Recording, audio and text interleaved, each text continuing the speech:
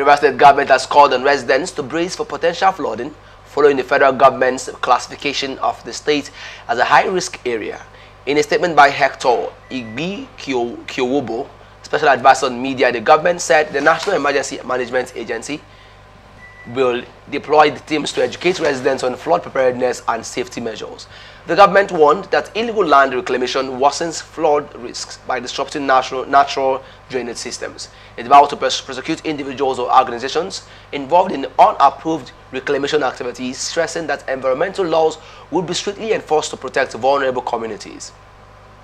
Residents were urged to clear drainages, avoid dumping refuse in waterways, and relocate from flood-prone areas where necessary. The state reiterated its commitment to environmental protection and public safety, encouraging citizens to cooperate with emergency response teams and report environmental violations. Mr. Fineface, I would love to have your thoughts before I go down to my questions. Thank you. I think it's good that the government is telling the people to prepare, and it's good for the government to re-echo what the national agencies have said, that Rivers State is one of the high-risk states in terms of flooding in 2025. And it's also good that awareness is being created, but the government must go beyond mere awareness creation to having to move into the field, work with NEMA that they have talked about, that have mobilized staff to sanitize the people across the states, and also put in place some measures to mitigate the impact of the flood on the people. This flooding we now have is not something that is coming just today. It has been there right from time. My very first report I wrote on flooding after monitoring it was in 2012. That is over 10 years ago. And at that time, what we had at that time and what we put out is what the government is supposed to work on and develop a master plan for the mitigation of flooding in Rivers State. But we do not have that, and oftentimes they just come to the media, ask people to prepare, do very little, and at the end of the day you see that the people will be mostly affected the same way they were affected the previous year. So we are not really making any progress. In other climes, structures are built after a flooding year to prepare for the next year. People are relocated by building new structures and new houses for them. The waterways are also given attention by way of desilting and building some dikes to ensure that the water doesn't flow into the community. In some other areas, you also have a permanent standard, IDP camp. Let me say IDP camps. I must say it that way, where people are relocated to whenever there is flooding set up. But here you don't have a lot of those things.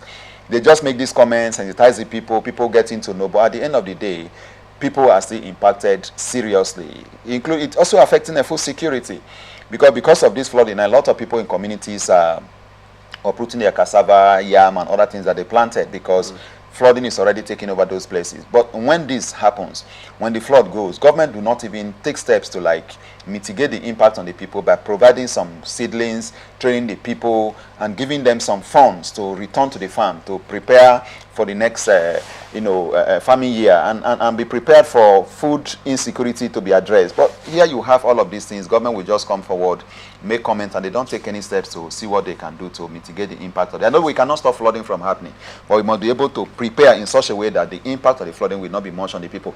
In other climes, helicopters are even deployed at some point to see that people are evacuated. That's the people that are taken unaware. But here you don't have all of those things happen, and it's just unfortunate that we just advocate no concrete step is taken by the government to mitigate the impact of the flood on the people. It's just unfortunate. Before we go down to flooding, if you check around, the environmental state of Rivers State is alarming. Now, don't you think we should start from that first before in as much as we are pouring energy into advocating or exercising about flooding? Yes, of course. We talk about the environment. It's something we've been talking about every day. We talk about even the sanitation status of Port Harcourt today is not what used to be. Port Harcourt is a city that has its nickname to be Garden City, but today we are having Garbage City. Since the declaration of a state of emergency in Rivers State, you see that the city is not as it used to be. We know quite well that even while the suspended governor was in office, the state wasn't as we expected it to be, compared to how it was during Amechi's time and partly during, Nyesom Wike's time. But now we are not having this attention given to the city of Port Harcourt. So if you check the sanitary condition of Port Harcourt, it is poor. Waste is being disposed indiscriminately in the city. There is no regulation in place to really checkmate the people to make sure that they dump waste at a particular time, the evacuators evacuate at a particular time, and that have you. If you are even traveling from the city of Port Harcourt into the airport, the Port Harcourt International Airport, you will see that by the side of the road you have ways that greets people that come into the city. All of these things are things that government needs to take steps to address. If you look at drainages too, they are not being desilted to be sure that whenever it rains and there is flash flood, you know, the flood can quickly leave. All of these things are affecting. The moment it drops now in Port Harcourt, it rains, you see that the people are highly always impacted. So from the area of sanitation that also affects and contributes to flooding, government is not doing enough, and they need to do enough to address some of these issues. Okay, let's look at one of the steps the brother was one of the dangers they warned to mitigate flood was reclamation of land that blocks natural flow of water. Now people tend to there are a lot of real estate companies, and then we don't know. Do you think most of them do what we call environmental impact assessment before situating A lot of them do not do it, and in fact, even one of the biggest companies doing contract for a River State government, talking about the one constructing the ring road, still do not carry out EIA, environmental impact assessment, on the project before they do it. You remember at some point in this state when they were constructing the Garrison flyover, and the commissioner for environment at the time, Igbikiowubo, asked Julius Berger to bring its EIA reports and, of course, not dump waste into the creeks within the Ogunabai area. He was sacked by the governor. So all of these things are the reason why you see that we are having flooding issue in Port Harcourt, because the real estate companies are not carrying out environmental impact assessment. If you are traveling from the Birikwe area of Port Harcourt to the airport, you will see an estate being developed by a real estate company by the right-hand side. That place is a flood-prone area.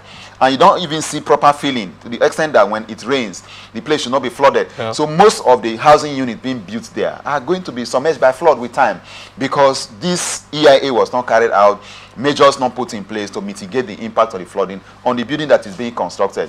Now the housing unit will be sold to civil servants and other members of the public that are interested. But at the end of the day, they won't be able to maximize the property the way they should have used it, because it is prone to, flooding, and it will be taken over by flooding. So as we begin to talk about this flooding, when the flooding is finally fully here, I urge you to just take a stroll to the housing estates and some of other real estate companies and where they are building. You will see that all of those places are flooded.